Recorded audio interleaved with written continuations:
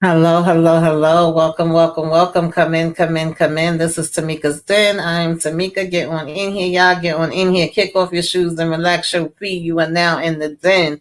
So, guys, this is a little recap, if you will, of Boneyard. Okay, 50 Cent was in the building with Boneyard, and that is what drew my attention to it when I first saw the trailer. I had this on my, which you should be watching this for things to check out, and the month of July.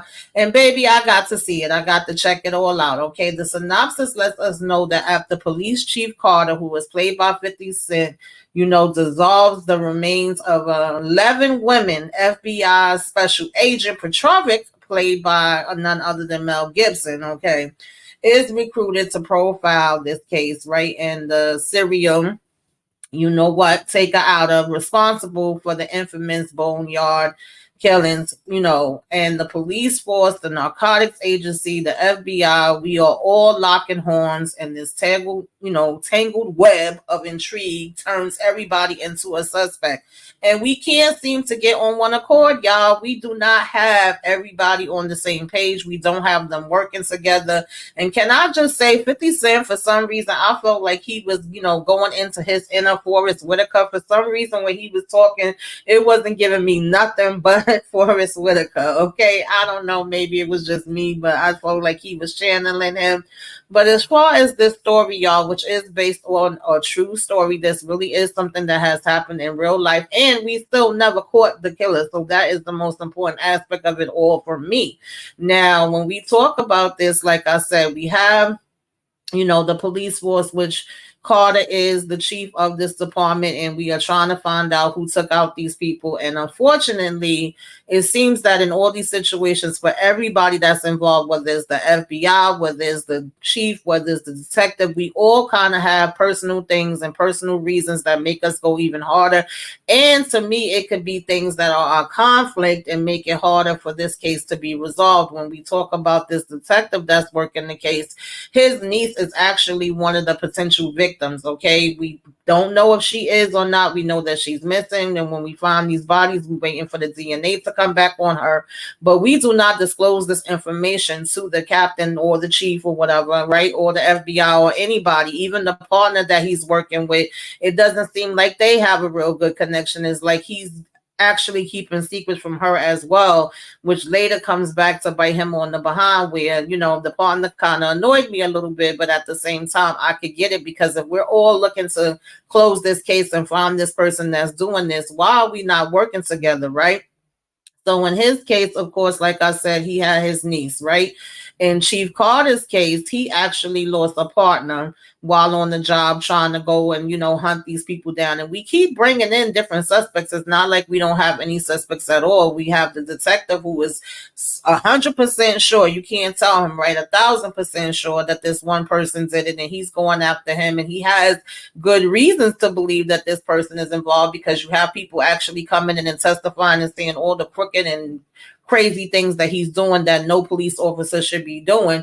However, we really don't have any proof that can tie him to this, no matter how badly we want to. And the same thing could be said as far as FBI. Okay, Mr. Partridge, when he comes in, right? The Mel Gibson's character, he comes in making jokes, talking about getting high, drinking, and all of that. On the one hand, he's acting like, oh, in 24 hours, I'm gonna close this case, I'm gonna have it shut it down.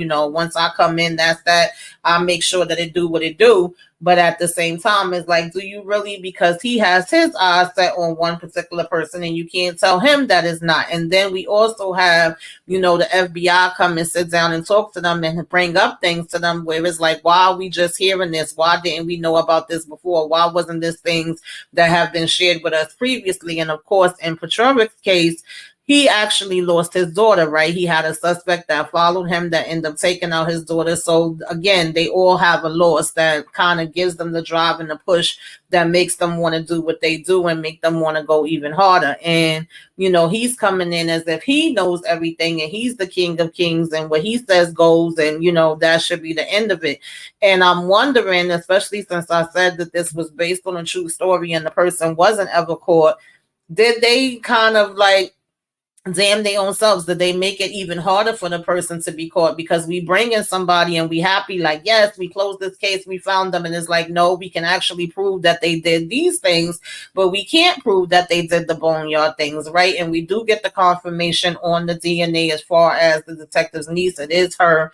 And we also have some other bodies show up on a whole nother side of this Boneyard, okay? So we know that the person is still out here and they're still doing this, and then we go from being happy and feeling like, yes, we sold the deal, we closed the case, all of this is a wrap, so we still looking for this person, and unfortunately the person hasn't been caught to this day. So my question is, if we go with what they showed us in this movie, and of course, you know, when things are based on a true story, things can be changed for the movie for, you know, entertainment purposes and all of that. We know sometimes it's not always just, you know, clear cut and right to the point and exact.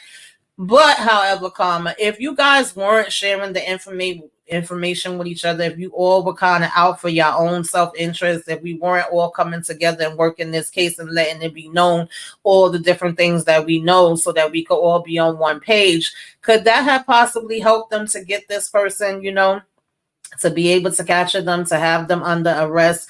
Inquiring minds want to know. Okay, I want to know what you guys think. Put it in the comments. Tell me what you think about all of this. Watch the film. What did you think about the film? You know, tell me all of the things. Yeah, my phone is ringing, child, and it never usually rings. But yeah, y'all, let me know what y'all thought about this. I will also say that to me, some of the acting of the side characters fell a little flat. You know, I did have to watch this like 3 times. But you know, Mel Gibson, he gonna do what he do. I'm not a fan of his for some of the outside things, but the one thing nobody could ever say is that he can't act. And like I said, I did feel like 50 Cent was trying to channel his inner, you know, Forrest Whitaker. And it did just intrigue me because it was based off a true story. You know, this is available on Prime, Boneyard. How many people have watched it? What did y'all think about it?